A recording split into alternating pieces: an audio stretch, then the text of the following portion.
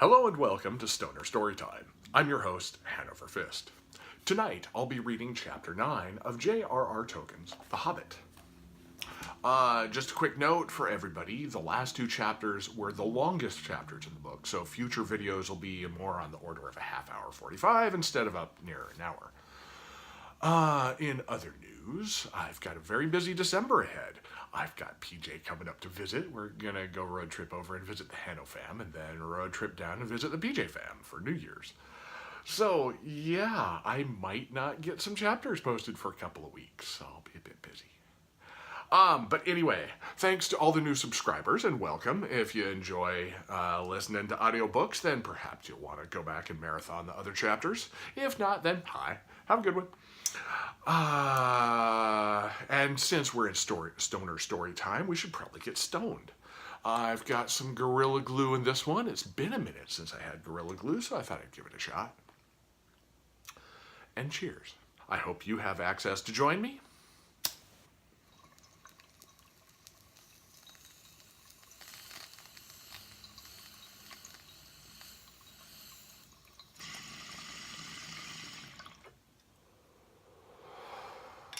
Yum.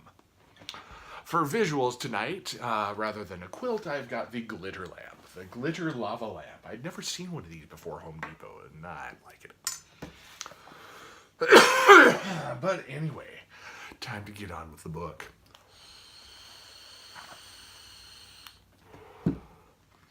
And just as a note, yes, PJ made this bookmark for me, and I like it, and that's why I'm using it. Chapter 9, Barrels Out of Bond. The day after the battle with the spiders, Bilbo and the dwarves made one last despairing effort to find a way out before they died of hunger and thirst. They got up and staggered on in the direction in which 8 out of the 13 of them guessed to be the one in which the path lay, but they never found out if they were right. Such day as there ever was in the forest was fading once more into the blackness of night when suddenly out sprang the light of many torches all round them, like hundreds of red stars. Out leaped wood elves with their bows and spears and called the dwarves to a halt. There was no thought of a fight, even if the dwarves had not been in such a state that they were actually glad to be captured. Their small knives, the only weapons they had, would have been of no use against the arrows of the elves that could hit a bird's eye in the dark. So they simply stopped dead and sat down and waited, all except Bilbo, who popped on his ring and slipped quietly to one side. That is why, when the elves bound the dwarves in a long line, one behind the other, and counted them, they never found or counted the hobbit. Nor did they hear or feel him trotting along well behind their torchlight as they led off their prisoners into the forest.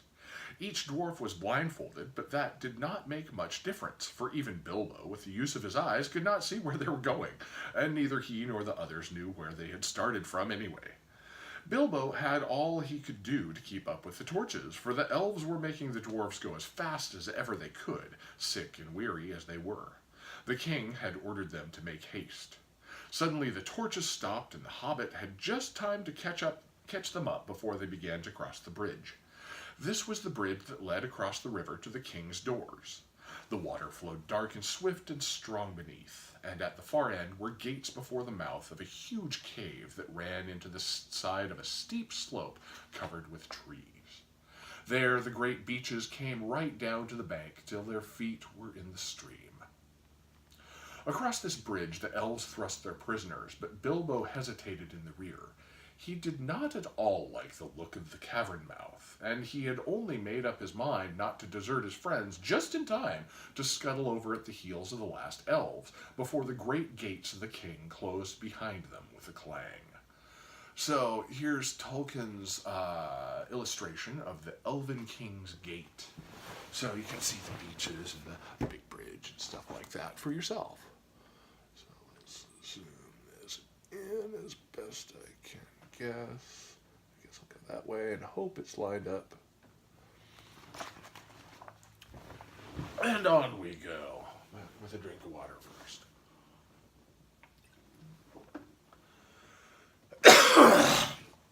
Inside the passages were lit with red torchlight, and the elf guards sang as they marched along the twisting, crossing, and echoing paths. These were not like those of the goblin cities. They were smaller, less deep underground, and filled with cleaner air. In a great hall with pillars hewn out of the living stone sat the Elven King on a chair of carven wood. On his head was a crown of berries and red leaves, for the autumn was come again. In the spring he wore a crown of woodland flowers. In his hand he held a carven staff of oak. The prisoners were brought before him, and though he looked grimly at them, he told his men to unbind them, for they were ragged and weary. Besides, they need no ropes in here, he said. There's no escape from my magic doors for those who were once brought inside. Long and searchingly he questioned the dwarves about their doings and where they were going to and where they were coming from. But he got little more news out of them than out of Thorin. They were surly and angry and did not even pretend to be polite. "What have we done, O king?" said Balin, who was the eldest left. "Is it a crime to be lost in the forest, to be hungry and thirsty, to be trapped by spiders? Are the spiders your tame beasts or your pets, if killing them makes you angry?" Such a question, of course, made the king angrier than ever, and he answered, "It is a crime to wander in my realm without leave. Do you forget that you were in my kingdom using the road that my people made? Did you not 3 times pursue and trouble my people in the forest and rouse the spiders with your riot and clamor? After all the disturbance you have made, I have a right to know what brings you here, and if you will not tell me now, I will keep you all in prison until you have learned sense and manners." Then he ordered the dwarves each to be put in a separate cell and to be given food and drink, but not to be allowed to pass the doors of their little prisons until at least one of them was willing to tell them all he wanted to know. But he did not tell them that Thorin was also a prisoner with him. It was Bilbo who found that out. Poor Mr. Baggins. It was a weary long time that he lived in that place, all alone and always in hiding, never daring to take off his ring, hardly daring to sleep, even tucked away in the darkest and most remotest corners he could find. For something to do, he took to wandering about the Elven King's palace. Magic shut the gates, but he could sometimes get out if he was quick. Companies of the Wood Elves, sometimes with the king at their head, would from time to time ride out to hunt or to other business in the woods, and in the lands to the east. Then, if Bilbo was very nimble, he could slip out just behind them, though it was a dangerous thing to do. More than once he was nearly caught in the doors as they clashed together when the last elf passed, yet he did not dare to march among them because of his shadow, altogether thin and wobbly as it was in torchlight, or for fear of being bumped into and discovered. And when he did go out, which was not very often, he did no good. He did not wish to desert the dwarves, and indeed he did not know where in the world to go without them. He could not keep up with the hunting elves all the time they were out, so he never discovered the ways out of the wood, and was left to wander miserably in the forest, terrified of losing himself until a chance came of returning. He was hungry, too, outside, for he was no hunter. But inside the caves, he could pick up a living of some sort by stealing food from store or table when nobody was at hand. "I'm like a burglar that can't get away, but must go on miserably burgling the same house day after day," he thought. "This is the dreariest and dullest part of all this wretched, tiresome, uncomfortable adventure. I wish I was back in my hobbit hole by my own warm fireside with the lamp shining." He often wished, too, that he could get a message for help sent to the wizard, but that, of course, was quite impossible, and he soon realized that if anything was to be done, it would have to be done by Mr. Baggins alone and unaided. Eventually, after a week or two of this sneaking sort of life, by watching and following the guards and taking what chances he could, he managed to find out where each dwarf was kept. He found all their 12 cells in different parts of the palace, and after a time he got to know his way about very well. What was his surprise one day to overhear some of the guards talking and to learn that there was another dwarf in prison too, in a especially deep, dark place. He guessed at once, of course, that it was Thorin, and after a while he found his guess was right. At last, after many difficulties, he managed to find the place when no one was about and to have a word with the chief of the dwarves. Thorin was too wretched to be angry any longer at his misfortunes and was even beginning to think of telling the king all about his treasure and his quest, which shows how low-spirited he'd become. When he heard Bilbo's little voice at his keyhole, he could hardly believe his ears. Soon, however, he made up his mind that he could not be mistaken, and he came to the door and had a long whispered talk with the hobbit on the other side.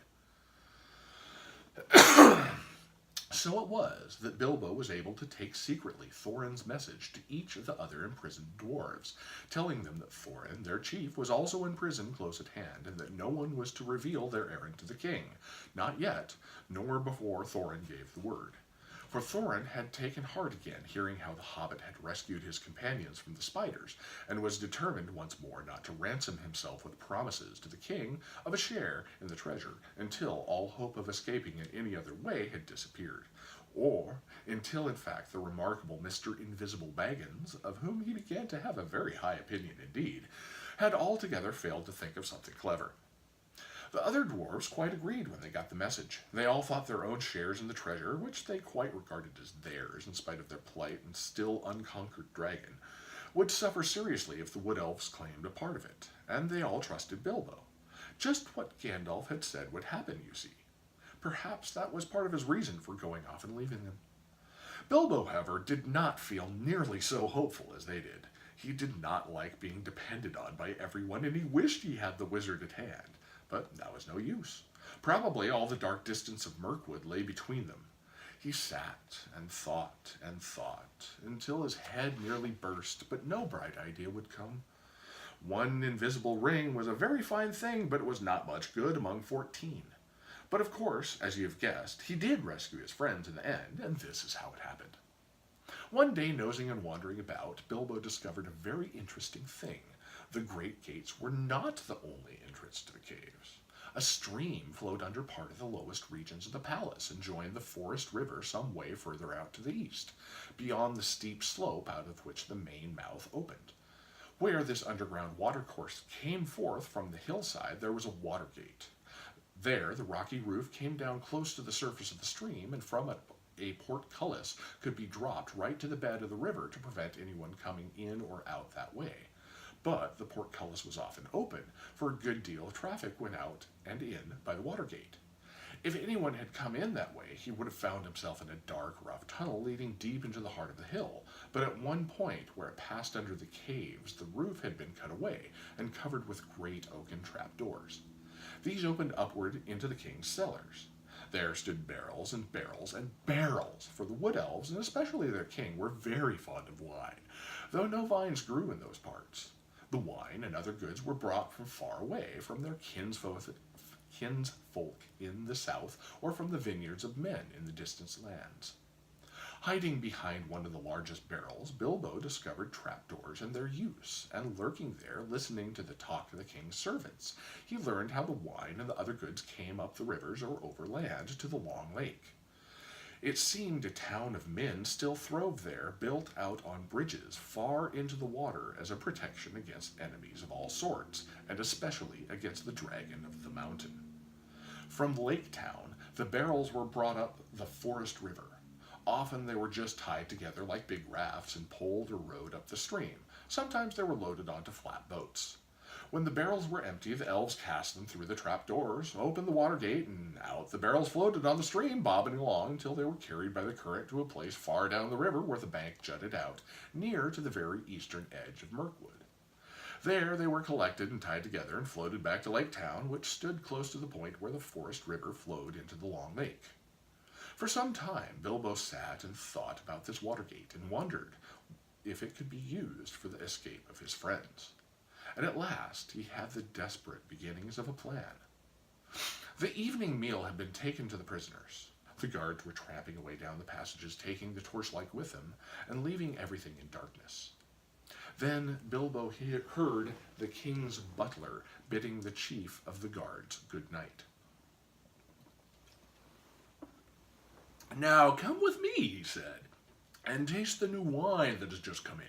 I shall be hard at work tonight, clearing the cellars of the empty wood, so let us have a drink first to help the labor."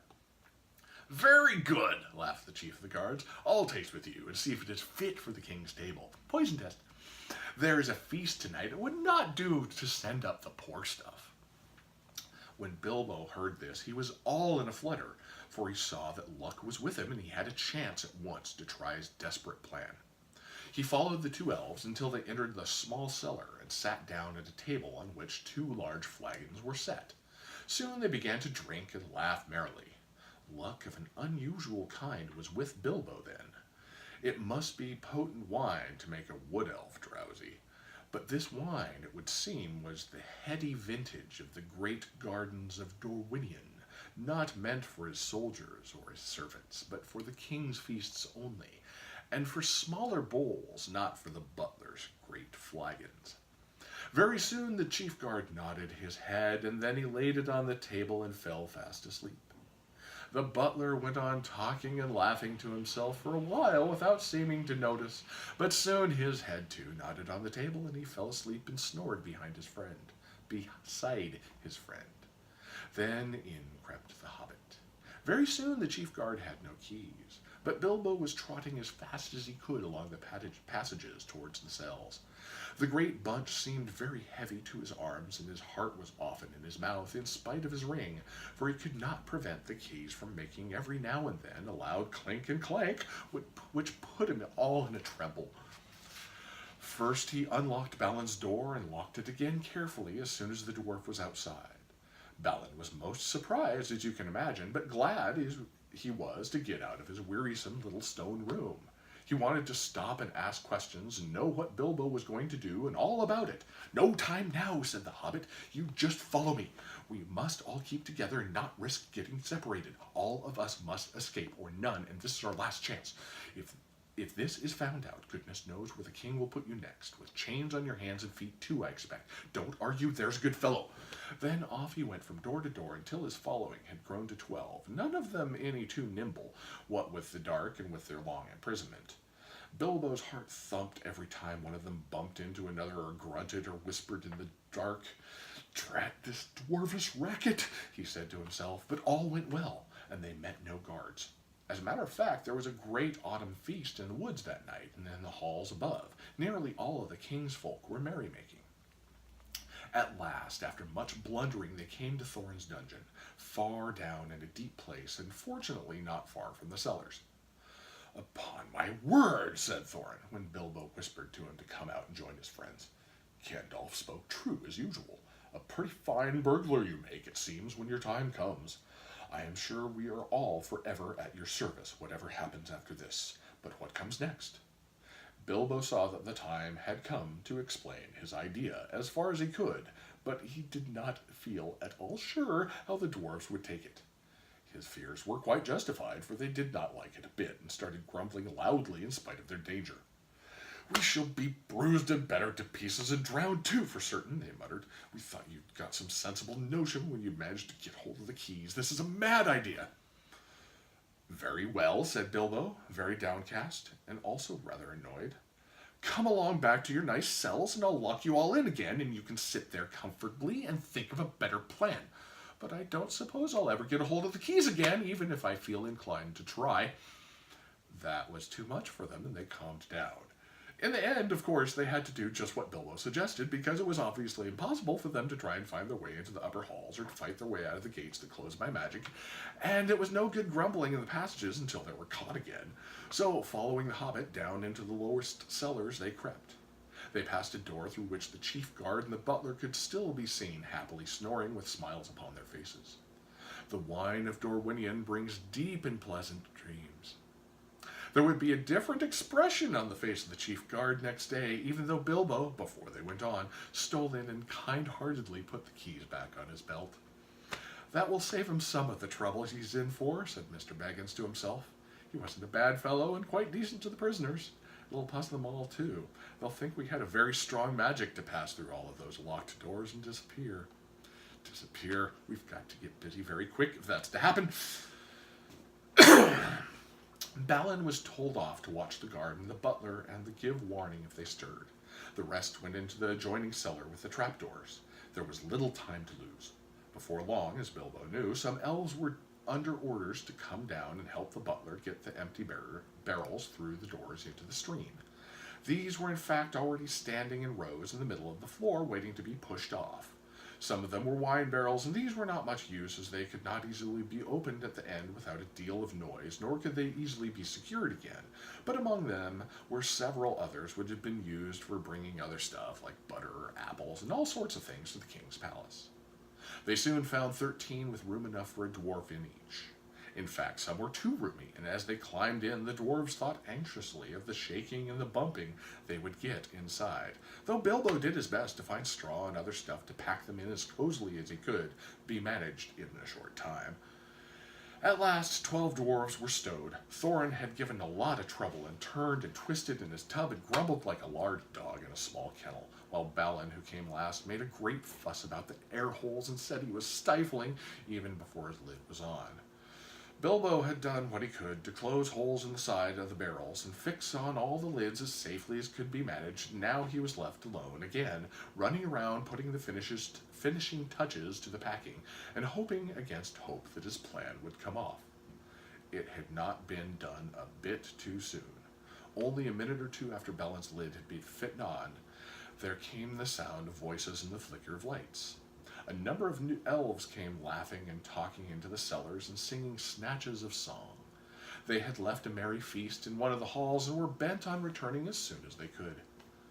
"Where's old Gallion, the butler?" said one. "I haven't seen him at the table tonight. He ought to be here now and show us what is to be done." "I shall be very angry if the old slow coach is late," said another. "I have no wish to waste time down here while the song is up." "Ha ha!" came a cry. "Here's the old villain with his head on a jug. He's been having a little feast all to himself and his friend the captain." "Shake him! Wake him!" shouted the others impatiently. Gallion was not at all pleased at being shaken or wakened, and was still less at being laughed at. "You're all late," he grumbled. "You're out waiting and waiting down here while you fellows drink and make merry and forget your tasks.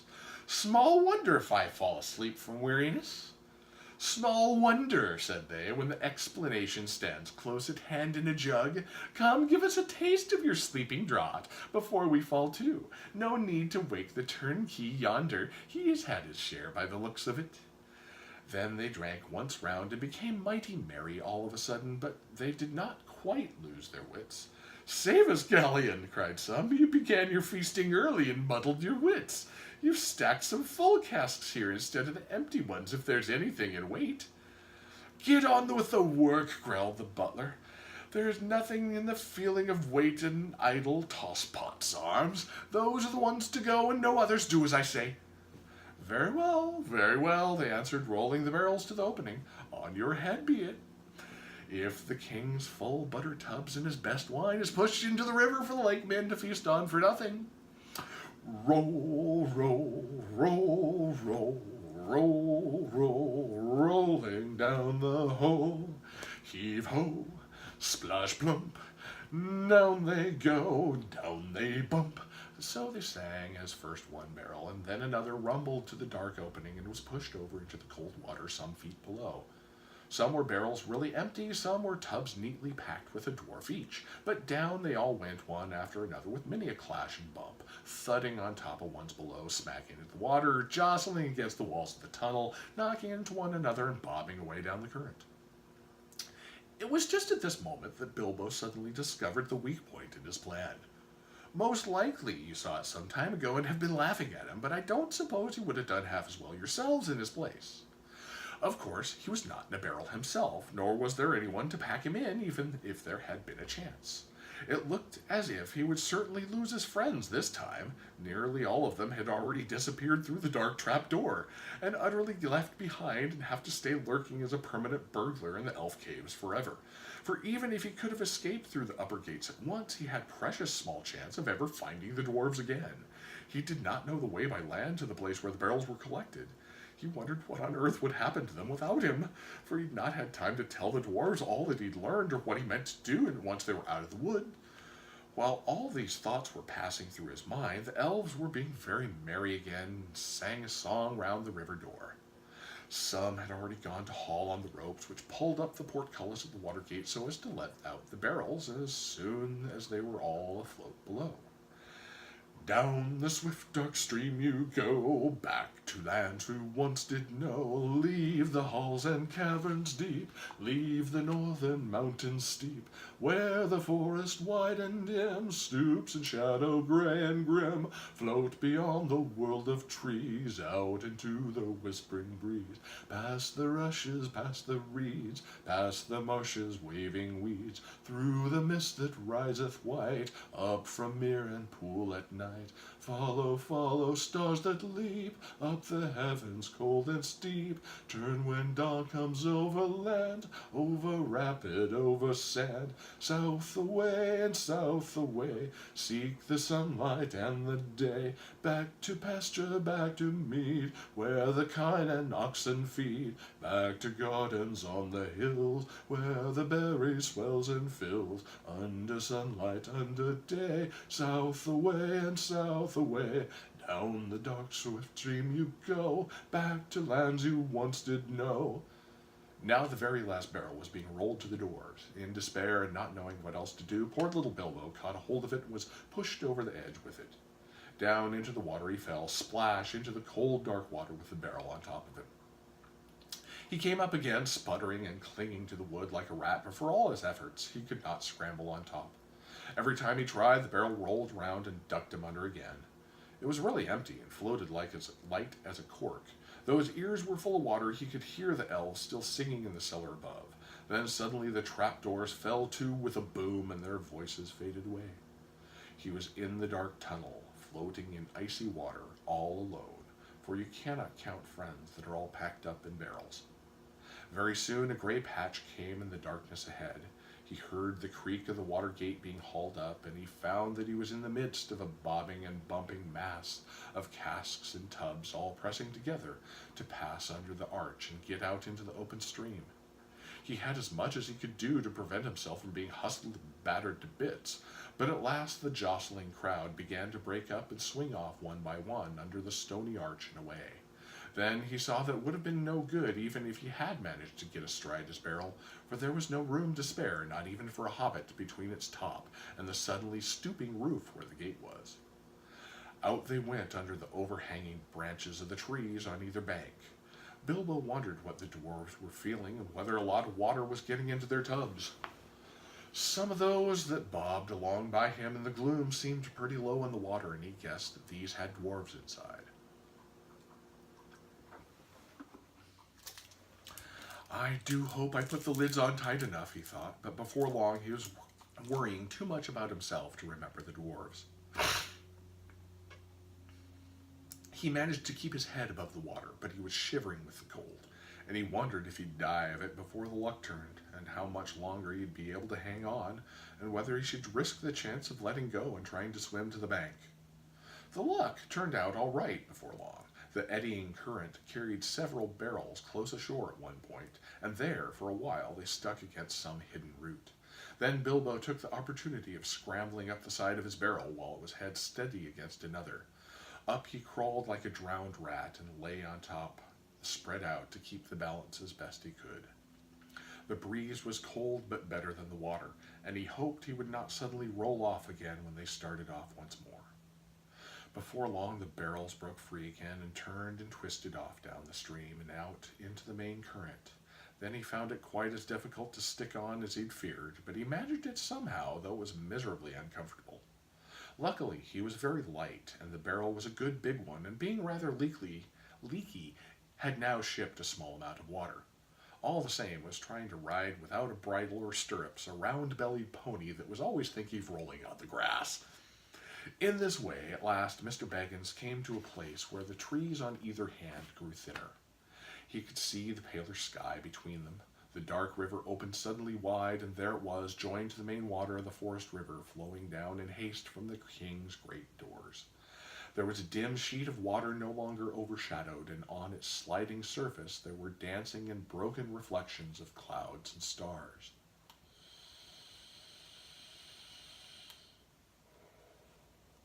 Then the hurrying water of the forest river swept all the company of casks and tubs away to the north bank, in which it had eaten out a wide bay.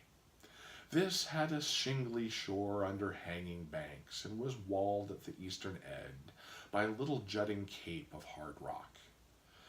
On the shallow shore most of the barrels ran aground, though a few went on to bump against the stony pier. There were people on the lookout on the banks. They quickly pulled and pushed all the barrels together into the shallows, and when they'd counted them, they roped them together and left them there till morning. Poor dwarves, Bilbo was not so badly off now. He slipped from his barrel and waded ashore and then sneaked along to some huts that he could see near the water's edge. He no longer thought twice about picking up a supper uninvited if he got the chance. He'd been obliged to do it for so long, and he knew now only too well what it was like to be really hungry, not merely politely interested in the dainties of a well-filled larder. Also, he'd caught a glimpse of a fire through the trees, and that appealed to him with his dripping and ragged clothes clinging to him cold and clammy. There is no need to tell you much of his adventures that night, for now we're drawing near the end of the eastward journey and coming to the last and greatest adventure. So we must hurry on. Of course, helped by his magic ring, he got on very well at first, but was given away in the end by his wet footsteps and the trail of drippings that he left wherever he went or sat. And also he began to snivel, and whenever he tried to hide, he was found out by the terrific explosions of his suppressed sneezes. Very soon there was a fine commotion in the village by the riverside, but Bilbo escaped into the woods carrying a loaf and a leather bottle of wine and a pie that did not belong to him. The rest of the night he had to pass, wet as he was and far from a fire, but the bottle helped him to do that, and he actually dozed a little on some dry leaves, even though the year was getting late and the air was chilly. He woke again with a specially loud sneeze. It was already gray morning. There was a merry racket down by the river. They were making up a raft of barrels, and the raft elves would soon be steering it off down the stream to Lake Town. Bilbo sneezed again. He was no longer dripping, but he felt cold all over. He scrambled down as fast as his stiff legs would take him and managed just in time to get on the massive casks without being noticed in the general bustle. Luckily, there was no sun at the time to cast an awkward shadow, and for a mercy he did not sneeze again for a good while. There was a mighty pushing of poles. The elves that were standing in the shallow water heaved and shoved. The barrels, now all lashed together, creaked and fretted. "This is a heavy load," some grumbled. "They float too deep. Some of these are never empty. If they had to come ashore in the daylight, we might have had a look inside," they said. "No time now," cried the raft men. "Shove off." And off they went at last, slowly at first, until they'd passed the point of rock where the other elves stood to fend them off with poles, and then quicker and quicker as they caught the main stream and went sailing away down towards the lake. They had escaped the dungeons of the king and were through the wood, but whether alive or dead still remains to be seen. So that is chapter 9. Tune in next year, most likely, for chapter 10. Hope to see you later. Hope you enjoyed it. So have a great one, everyone. Happy holidays, happy Christmas, whatever.